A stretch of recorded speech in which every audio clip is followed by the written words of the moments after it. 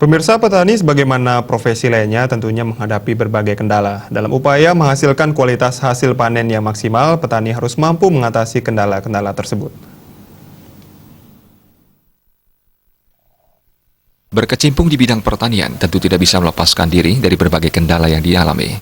Terlebih pertanian sangat bergantung pada alam. Dalam upaya mensiasati kendala tersebut, ada berbagai hal yang bisa dilakukan, seperti yang dilakukan petani asal Kota Denpasar, Iwayan Arnaya.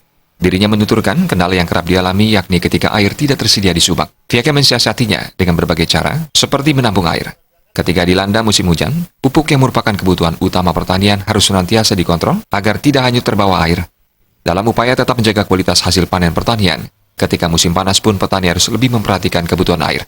Gulma yang kerap menyerang tanaman juga harus setiap hari disiangi.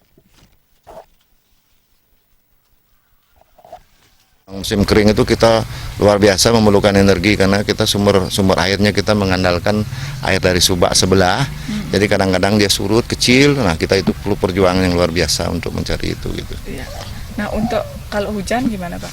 Nah, kalau hujan kebetulan ini hujan itu sangat berpengaruh juga lah tanaman. Tanaman juga kan namanya kita sebagai manusia pun ya batasan-batasan air itu juga perlu yang secukupnya kan gitu. Kalau berlebihan ya justru salah sari tanaman hanyut karena banyaknya air gitu loh. Sari tanaman yang atau pupuk-pupuk yang kita pupuk atau di atas itu malah hanyut dia gitu loh. Hanyut ya airnya lari seperti itu. Itu udah hukumnya alam itu sudah. Ya. Tapi itulah namanya konsekuensi kita jadi petani, ada dua musim panas dan musim hujan seperti itu. Nah itu mungkin akhirnya ada pengaruh terhadap kualitas tanaman yang dihasilkan ketika menemukan musim-musim seperti itu.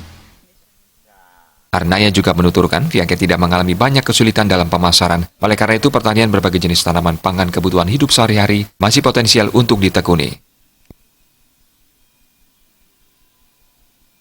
Desa Karyani, Bali TV.